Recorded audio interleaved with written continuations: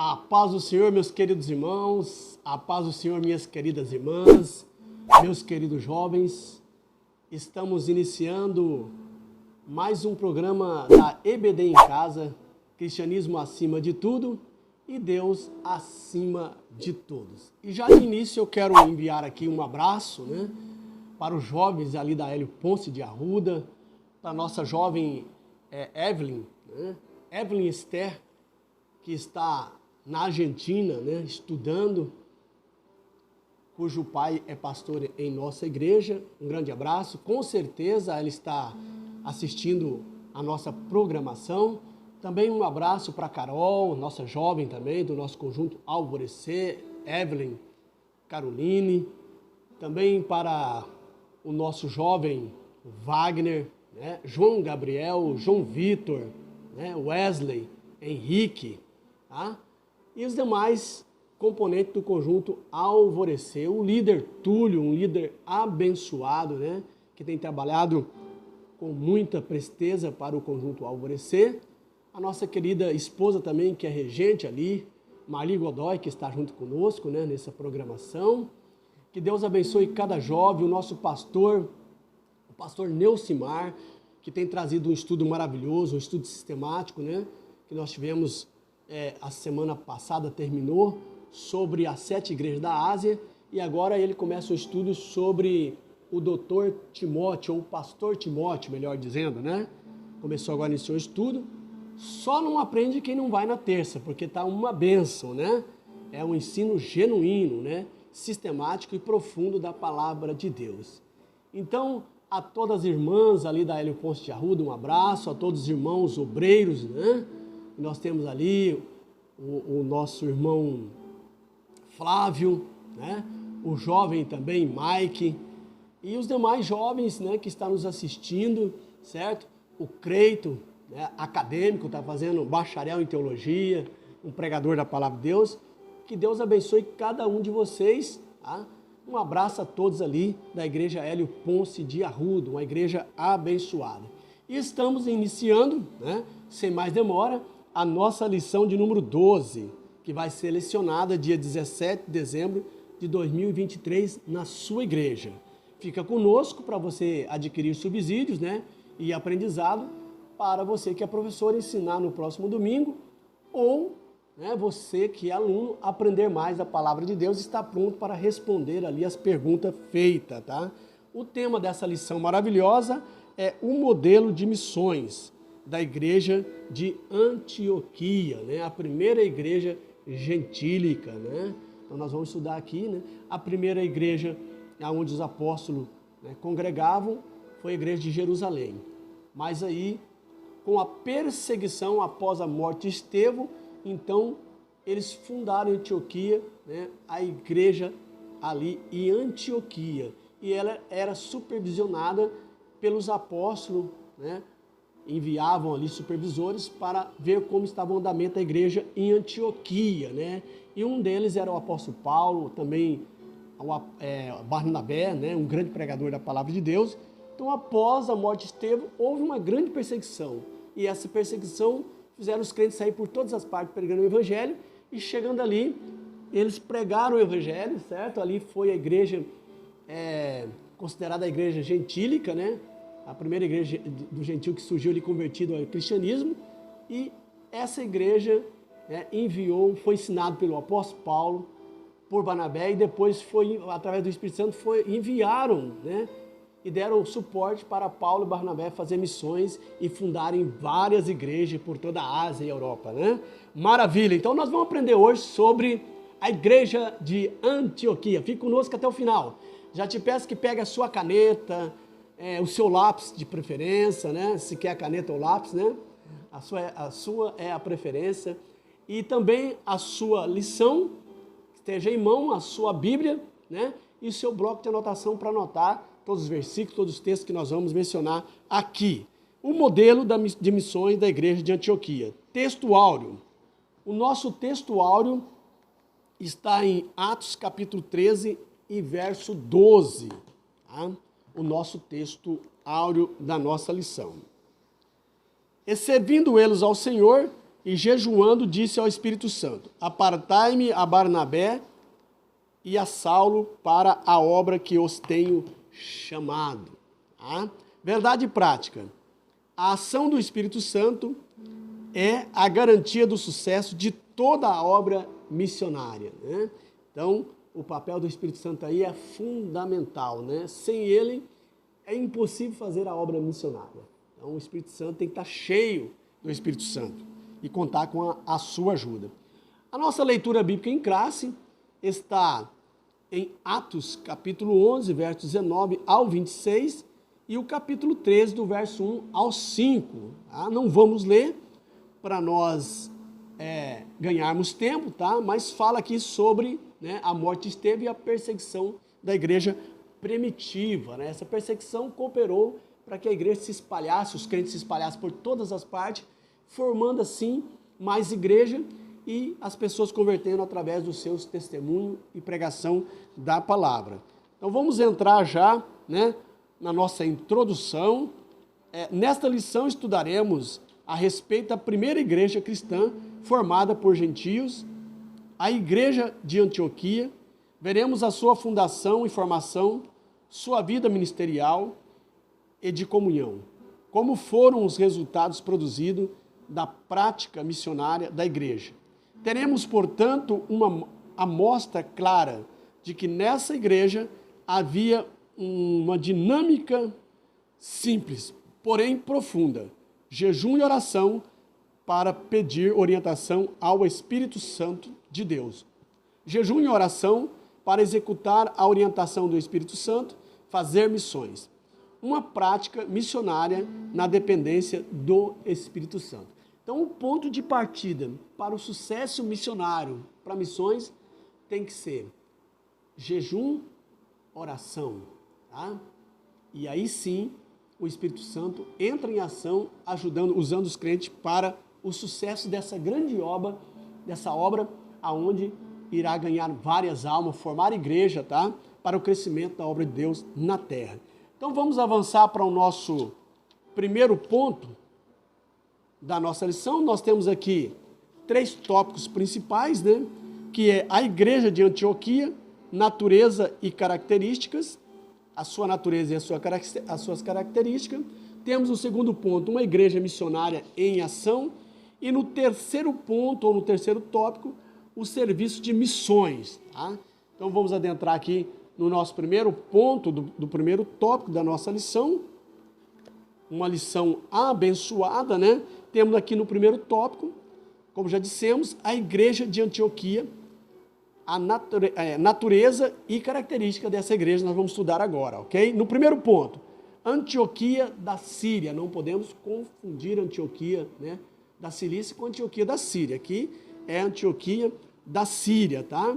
A terceira maior cidade do Império Romano, né? Uma cidade potente, grande. Antioquia era considerada a rainha do Oriente Médio, com uma população de 500 mil de habitantes. Já era considerada uma cidade grande. Era uma grande e importante cidade do Oriente Médio. Estava colocada como a terceira cidade do Império Romano, era a passagem para o Oriente. Quem vinha do Ocidente passava por Antioquia, tá?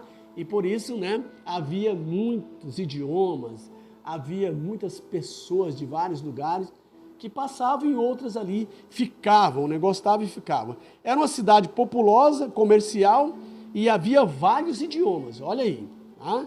Quase todas as pessoas do mundo antigo estavam nessa cidade de Antioquia da Síria. A atual cidade, né, hoje, chama-se Antáquia, na Turquia. Então, Antioquia antiga, hoje, atual, chama Antáquia, e está na Turquia, tá? Antioquia tornou-se também a segunda capital do cristianismo depois de Jerusalém e a sede de missões da igreja cristã. Então, com a perseguição, né, os cristãos foram dispersos e muitos foram passando em um lugar que eles passavam, eles pregavam e formavam também igreja. Em Antioquia foi formada a igreja. Não se sabe, né? Nós vamos ver aqui que não se sabe quem foi o fundador dessa igreja, né? Mas foi fundada por pessoas convertidas ao cristianismo, que eram gentios, não eram nem judeus, ok? E essa igreja se tornou o ponto polo de envio de missionário para a Ásia, para a Europa, e Paulo e Barnabé foram um dos que foram enviados para essa igreja, foi sustentado por ela, dando suporte, né? Uma igreja abençoada. E também nós vamos ver aqui mais para diante, que pela primeira vez os cristãos foram chamados, né? Os discípulos de Jesus foram chamados de cristão nessa cidade. Eles andavam como Cristo, falavam como Cristo, procediam como Cristo e pregavam como Cristo. Então, a população viu e disse, cristão. Pela primeira vez, os discípulos foram chamados de cristão em Antioquia das Sírias. Tá? Avançando para o segundo ponto do nosso primeiro tópico, a igreja em Antioquia. Tá? Essa igreja foi fundada justamente em razão da perseguição. Tá? Atos 11, verso 1 e verso 9. Foi a primeira igreja a enviar missionários, a saber, Paulo e Barnabé. Também foi o lugar onde os discípulos, olha só, pela primeira vez foram chamados de cristão, como eu já disse, né? Olha que maravilha, né? Andavam como Cristo, falavam como Cristo, procediam como Cristo, então reconhecido como cristão. Sendo a primeira igreja gentílica fundada em Antioquia, em razão de uma série de conversões, tá? Houve muitas conversões, então ali se deu base para fundar essa igreja na cidade de Antioquia. Atos 11, 26. Essa igreja tornou-se a igreja mãe do apóstolo Paulo e o apóstolo dos gentios, né? O apóstolo Paulo, e ele se tornou o apóstolo dos gentios, ok?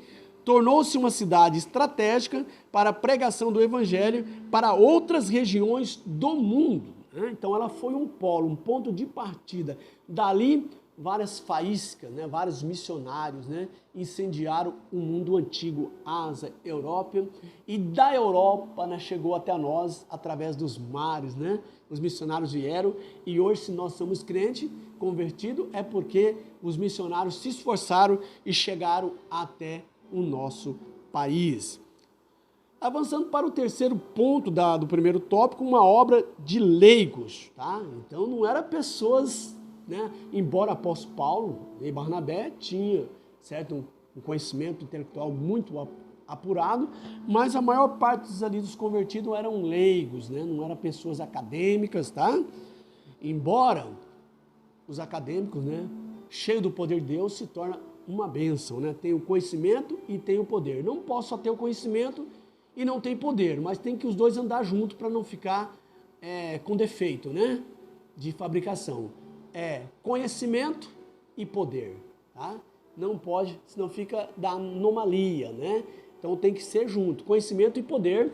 Aí é uma bênção, como o apóstolo Paulo, que foi criado aos pés, ensinado pelo Gamaliel, né? E foi uma bênção na mão de Deus, tanto no conhecimento intelectual como no poder do Espírito Santo. A conversão de pessoas em Antioquia deu-se por meio de leigos anônimos, né? Ninguém sabe quem foi, né? Quem fundou essa igreja, tá? Atos 11, verso 20 ao 21. Não há informação de quem fundou a igreja de Antioquia das Sírias. Essa igreja estava sob a supervisão da igreja de Jerusalém. Então, a igreja de Jerusalém mandava os seus obreiros, né, para supervisionar como estava o andamento da igreja na Antioquia da Síria, ok? Igreja abençoada. E a igreja de Jerusalém enviou Paulo e Barnabé para discipular os cristãos convertidos em Antioquia, Atos 11, 23. Foi a primeira igreja ensinada pelo apóstolo Paulo. A igreja de Antioquia foi fundada por leigos e, consequentemente, por cristãos gentílicos. Então, Paulo e Barnabé foi ali para ensinar, enviado, né, para supervisionar, ensinar os cristãos ali na Antioquia, através da igreja de Jerusalém. Porém, eles mesmos, né, foram separados pelo Espírito Santo para fazer missões, né? E foi uma bênção. Ele, Paulo e Barnabé, tá? Avançando para o nosso segundo tópico da nossa lição, uma igreja missionária em ação. Bênção de Deus, né? Primeiro ponto, havia alguns profetas e doutores, Atos 13 e 1. Então essa igreja tinha profeta, doutores e mestres, né? Uma igreja abençoada.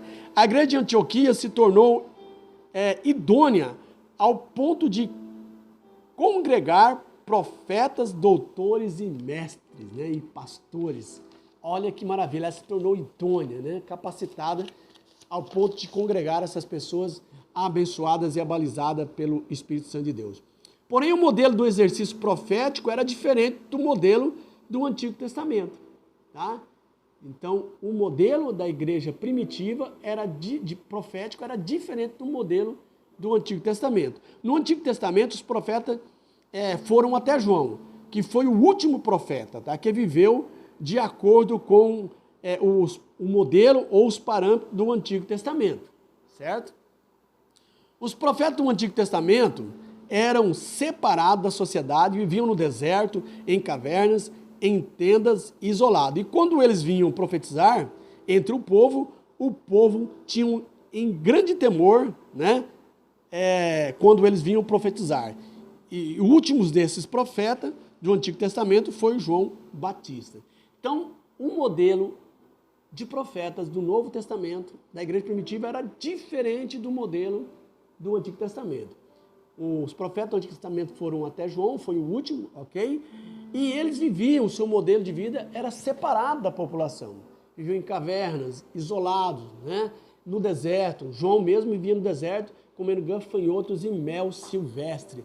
Quando esses homens vinham profetizar, abria sua boca, o povo tremia, né? Porque vinha chumbo grosso, né? Conserto, né? Conserta-te. Porque o sacerdote, ele leva o problema, a lamúria do povo até Deus. E o profeta traz o porta-voz de Deus que traz, né, o que Deus fala para eles, para o povo. Então o profeta chega e manda o dedo no rosto, né? Converte-te, né? Se converte porque Jeová está, né, de olho em você. Então esse era o papel do profeta, né? Então é uma via, né, de mão dupla, né? Vai e vem, se não estou equivocado, tá? O sacerdote, né, intercede pelo povo e o profeta vem, né, e fala aquilo que Deus quer que o povo, né, ouça e se converta. Então, é esse o papel do profeta e o papel do sacerdote. Então, era diferente no Antigo Testamento, os profetas, era separado do povo. Já no Novo, tá? Nós vemos, porém, né, depois de Jesus fundar a sua igreja, os profetas continuam, certo? Porém, o estilo de viver, o modelo, já eram diferentes. Eles viviam em meio à sociedade, já viviam em comunidade, ou seja, eles viviam entre as pessoas e congregavam. Então, esses profetas já eram diferentes do profeta do Antigo Testamento. Eles viviam entre o povo, tinham comunhão com o povo, congregavam junto com o povo, eram profetas, eram os doutores e eram os mestres, tá? Não havia separação. E alimentavam o que eles alimentavam, tá? Não era como os profetas do Antigo Testamento. Então, esse é o modelo do ministério do profeta do Novo Testamento, diferente dos profetas do Antigo Testamento, né? Só para vocês terem uma ideia. Essa lição é uma lição informativa, tá? Da igreja de Antioquia e do modo como eles ganhavam alma, serviam a Deus, tá? Para trazer para nós exemplo. No segundo ponto, do segundo tópico, nós temos a liderança servidora, tá?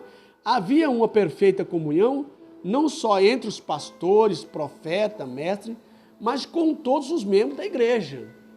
Era uma comunhão. Essa comunidade tinha comunhão, tá?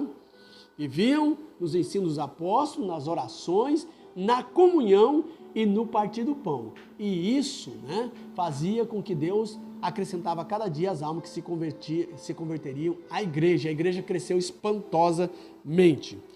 Todos eles tinham consciência que eram responsáveis em pregar o evangelho entre os gentios. Tá? Então eles eram conscientizados que eles eram responsáveis para pregar o evangelho entre os gentios. Por isso, eles enviaram missionário, né? E entrou em ação para cumprir essa ordem do Espírito Santo de Deus. Então, Antioquia, a igreja de Antioquia foi uma igreja polo, né, e missionária, que entrou em ação para ganhar almas para o reino de Deus. Ok? No terceiro ponto do nosso segundo tópico, nós temos apartai-me Paulo, Barnabé e a Saulo, tá? Então, a igreja de Antioquia, ela envia Paulo e Barnabé, né? Eles entram em oração, em jejum, em consagração, e o Espírito Santo diz, apartai-vos para a obra missionária, Paulo, a Saulo e Barnabé, que no nome hebraico é Saulo, mas no nome latino, tá? Que era a linguagem romana, é Paulo, tá? Então, aquela questão que Saulo caiu do cavalo e se tornou um Paulo, né? Cai por terra, certo? Tem até hino, mas não tem nada a ver, é o mesmo. É que uma é em hebraico, né? E outra é em latim, tá? Então, em hebraico é Saulo e em latim é Paulo, ok? Então, essa é a diferença. Então, envia Paulo e Barnabé para a obra missionária, Atos 15, 23 ao 30 e Gálatas 2 e 9. A igreja de Antioquia é um modelo para as igrejas atuais de como estar preparados para o envio de missionários para todo o mundo. Atos 13, 2 e 3. Eles entravam em propósito e orações e em jejum para receber a orientação do Espírito Santo sem duvidar, ou sem dúvida, essa era a base do sucesso missionário da igreja em Antioquia. Então, o sucesso da igreja foi porque eles buscavam piamente, né, em jejum e oração, em consagração, a orientação do Espírito Santo para eles agirem. E o Espírito Santo orientava, até porque o Espírito Santo mandou separar a Barnabé e a Saulo para enviar para missões. E assim eles obedeciam o Espírito Santo porque eles estavam em comunhão com o Espírito Santo em oração, em jejum e em consagração. Sem esses três elementos, né, é lógico que há mais, mas aqui os principais, não há sucesso na obra missionária. Então, o fracasso de muitas obras missionárias é porque a igreja não entra em oração. E aí o missionário vai, não consegue, volta, mas quando a igreja entra em jejum e oração e consagração, então não tem como, né, não haver sucesso na obra missionária. Então, são os requisitos para um grande sucesso, né, do missionário no campo, através da oração da igreja, do jejum e da consagração. Avançando para o terceiro e último tópico, o serviço de missões. Tá? No primeiro ponto, o início das missões cristãs. Olha aí, a igreja de Antioquia foi a primeira a organizar e enviar missionários. Tá? A primeira igreja gentílica a enviar, né, gentil convertido ao cristianismo. Tá?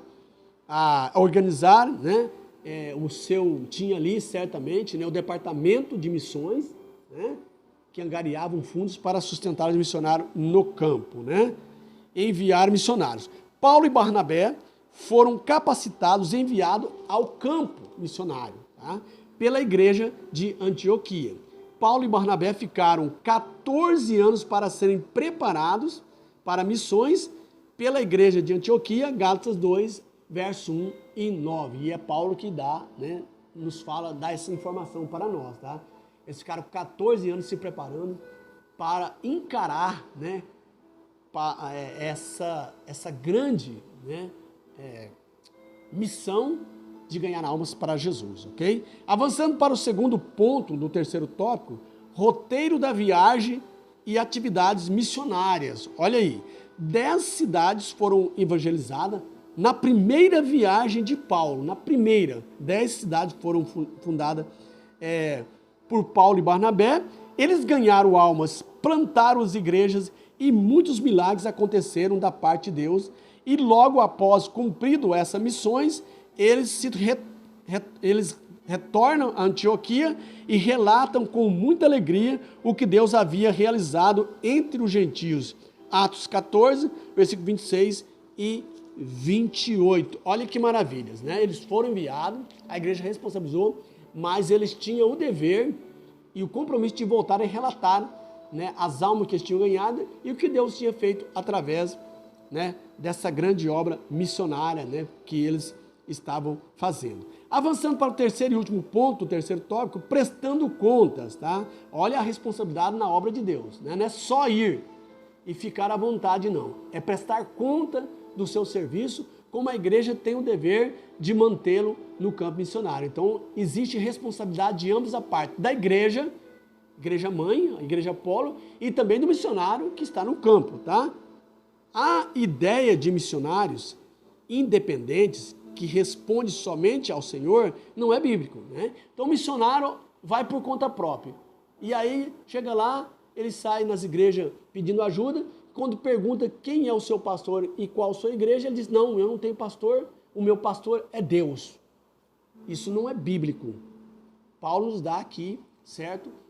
Não nos deixa dúvida nessa questão, tá? Então isso não é bíblico. E isso não vem de Deus, tá? Ao final de cada viagem missionária, Paulo e sua equipe prestavam contas à igreja que os enviavam, recomendado, tá? Então, cada missão que é determinada para Paulo, né, e Barnabé, eles iam, fundavam igreja, ganhavam almas e voltavam para trazer o relato, tá? Todas as vezes, ok? Eles voltavam para trazer o relato que Deus havia feito através do Espírito Santo na obra missionária, tá? Trazendo relatos das conversões dos gentios e judeus ao evangelho, conversão dos judeus ao evangelho, e das fortes perseguições e das manifestações do poder de Deus entre o povo. Então eles traziam o relato das conversões dos gentios, dos judeus que convertiam ao evangelho, também das fortes perseguições que eles sofreram, apanharam, né? Foram presos, ok? Eles traziam para a igreja e a igreja se alegrava com esse testemunho, sofrendo pela obra de Deus, tá? É uma alegria você poder sofrer pela obra de Deus, ok? E também trazia, né, relato do poder de Deus, dos milagres que Deus fazia através deles, né? Através do Espírito Santo nas suas vidas, da conversão, dos milagres, ressuscitar mortos, né? Fazer paralítico andar, coisas maravilhosas. Eles traziam o relato e a igreja então era fortificada, né? Através do poder, através desse relato, desse testemunho que os missionários Paulo e Barnabé traziam para a igreja. Então fica claro que a igreja é a principal responsável de enviar missionários. E os missionários têm o dever de prestar conta à igreja que os enviou. Tá? Olha aí a responsabilidade. É uma troca. E finalmente, não esqueçamos de que aquele que leva a preciosa semente, andando e chorando, tá? Voltará sem dúvida, com alegria, trazendo consigo os seus molhos. Salmo 126 e o verso 6. E chegamos aí, mais um final da nossa lição maravilhosa, né? Vamos fazer aqui a nossa conclusão dessa lição 12 para nós encerrarmos. E no próximo domingo, né, que vem, já estaremos na terça, né, da semana que vem, geralmente terça e segunda que eu gravo a EBD em casa, estarei gravando aí a lição de número 13, tá? Hoje é uma terça-feira. Então, fazendo aqui a conclusão da nossa lição, para encerrarmos essa lição maravilhosa, à luz desta lição, podemos afirmar que a igreja cristã cumpre o seu propósito quando a cultura de missões faz parte da sua rotina. Uma das provas de que o Espírito Santo age na igreja é o investimento em missões. Assim, é nossa a tarefa de evangelizar, participar dos projetos missionários de nossa igreja local, orar e jejuar por missões, contribuir e se colocar à disposição para ir ao encontro de quem precisa ouvir de Jesus. Quando o Espírito Santo encontra pessoas dispostas ou despojadas e sedentas por almas, ele as capacita com talentos e dons espirituais para que se lancem inteiramente na mais sublime missão, ganhar vidas para o reino de Deus. Então, primeiro é preciso você dispor, ser disponível, como Isaías, né? Quando veio aquela palavra do Senhor, a quem enviaremos? Quem há de ir por nós? Então, nós vemos Isaías se prontificando, dizendo, envia-me a mim, né? Então nós temos que estar pronto. E quando nós nos prontificamos, disponibilizamos, né, voluntariamente, então o Espírito Santo vai nos encher de dons, né, de capacidade para ganhar almas para o reino de Deus. Mas é preciso de nós dispormos para ser usado pelo Espírito Santo de Deus. Que Deus abençoe sua vida, a vida da sua família, né? Mais um abraço, mais uma vez um abraço para a nossa igreja da Hélio Ponce de Arruda. Não se esqueça de se inscrever em nosso canal, dar o seu joinha e compartilhar os nossos vídeos, galera. E até o próximo vídeo, se Deus quiser. Se Jesus voltar, estaremos novamente aqui falando com vocês e ensinando a poderosa palavra de Deus. Bye, bye, galera. A paz do Senhor para todos.